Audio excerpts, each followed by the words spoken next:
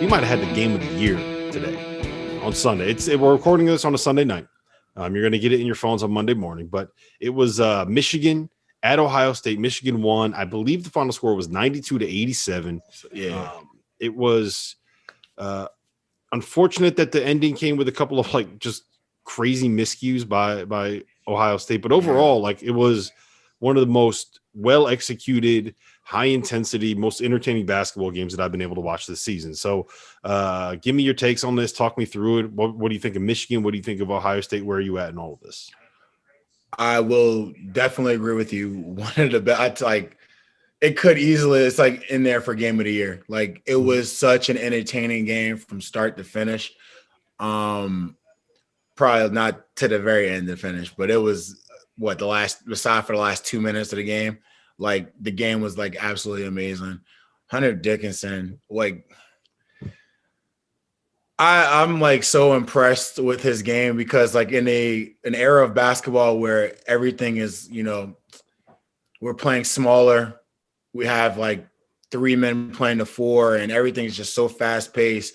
And in any scenario where you have a guy like that big that can just be used as a mismatch, he does absolutely everything in his power to turn him being like, which could possibly be looked at as like a disadvantage when they're playing small ball, and he turns it into an advantage by just like being a monster on the floor. Like he is just so difficult, like screening, rolling, sealing. He just makes it difficult for everybody on the floor. Initially, when the game started, EJ Liddell gets the ball, backs out, knocks a jump shot down, and I'm sitting there like, here it goes. Ohio State's getting ready to take advantage of this mismatch here with Hunter Dickinson on EJ Liddell. And it was an absolute battle, like the entire game. So, I mean, if you guys have not watched the game, please do. Like, I hope you friggin' recorded it, or you can go look on wherever you can to go look at it again. By far one of the best games I've seen all year.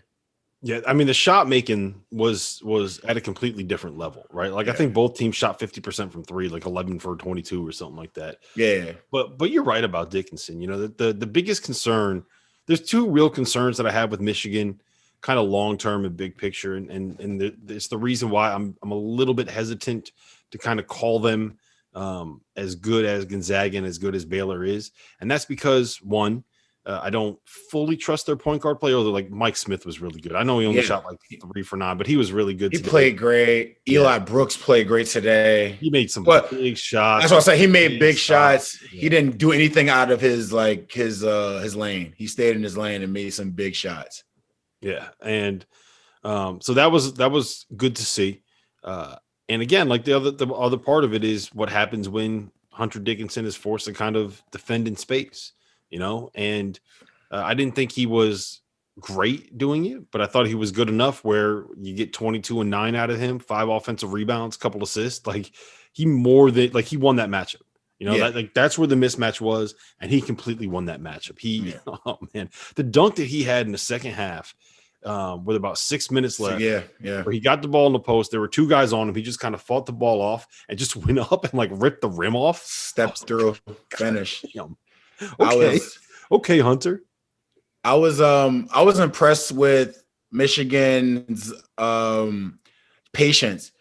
They get the ball in the post, whether it was slipping my mind there, their backup center, but his name, but either him and Hunter Austin Davis. Austin Davis, there we go. They were all patient, and Ohio State was double teaming in the post early on in the game every time.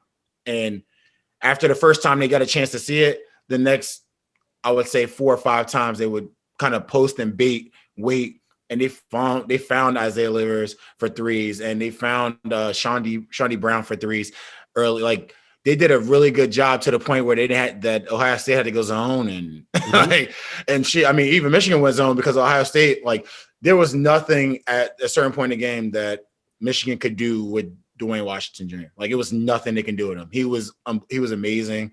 EJ Liddell was amazing today. CJ Walker played great. Like it was. I honestly was wondering if Michigan, because Michigan is a very like well-rounded team.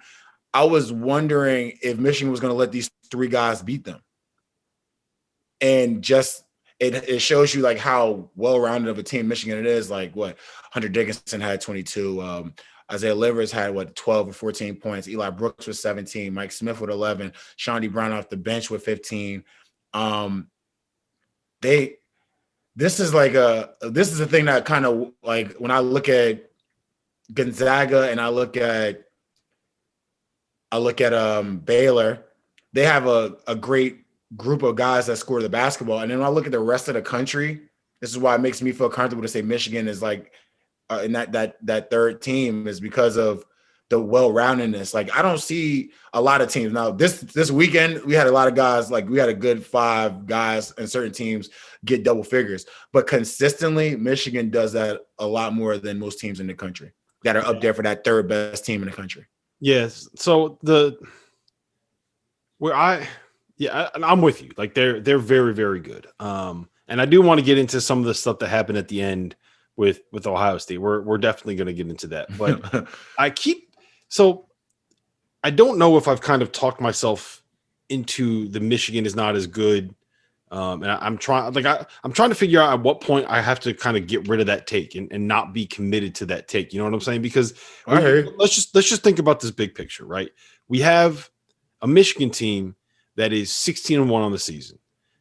They've had one game where they did not look at like utterly dominant in basically the last like 4 months.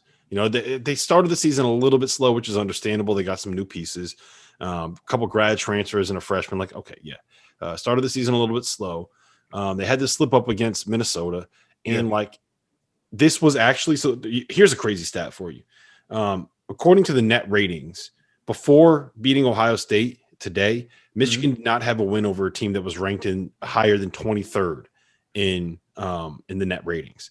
Baylor had 5 wins over teams ranked higher than 23rd in the net ratings, and Gonzaga had 6 wins against teams ranked higher than 23rd in the net ratings. I want to put that context out there for all of the Michigan fans that keep telling me, Gonzaga doesn't play the same schedule, and Baylor doesn't play the same schedule. Well, you know what? Gonzaga and Baylor have actually played a significantly more difficult schedule. Now, some of that's going to change because Michigan's making up some of these games, and a lot of that stuff was like a result of the fact that the last 3 weeks when they had some like loaded games that got canceled, weren't played. But I mean, let's chill on the schedule strength stuff because like Michigan fans don't want it there. But the larger point is, okay, we have a team that's 16-1. We have a team that has proven how good they are defensively, right? We have a team where we know that they can beat you with Isaiah Livers, they can beat you with Shawnee Brown, they can beat you with Eli Brooks, they can beat you with Hunter Dickinson. Their 3 best players are all going to end up playing in the NBA, right? If they want to go 2 guards, they can do that. If they want to have 3 big athletic wings, they can do that. They have depth, they have athleticism. At what point do I just kind of say like, okay, forget the specifics that you're worried about. You have an awesome team right here with 3 pros at their 3 most important positions. Like, at what point do I kind of get to that where I just kind of say, you know what, like maybe I'm overthinking this a little bit too much. And I don't know. I honestly don't know like when I can be there, but I'll tell you what, like seeing that performance today made me feel like maybe I need to start moving away from the idea that there's not like a tier, like the best tier is 3 teams. I don't know. I'm kind of talking through it a little bit by myself, trying to figure it out. So I mean, at the end of the day, they got to pass your eye test too. Like, I mean, that's how I felt about it when I wanted to watch them play against competition, and when I saw them play against some competition early before they had to take another break, I was impressed. I liked how well they played as a team, and how maybe they might not be as dangerous consistently with Mike Smith and Eli Brooks. The other 3 guys, they do a really good job of keeping teams honest. But when those 3 get going, and now you have to like help a little, then Mike Smith and Eli Brooks can go in and do their part as well. It just, I don't know. It's just something about it. When I first saw it, I was like, yeah, this is a very, very good. Excuse me. I was going to say great, very, very good overall team. Like when I think of them in Gonzaga or them in Baylor, they're not that, but they have their own, like, for some reason they have their own like unique, like them, like, you know what I mean? When I see them, I can kind of see them aside from like how I look at Baylor and Gonzaga up top. I see them off to themselves and away from the crowd as well. You know, I thought I saw Texas there, but they were on their way down.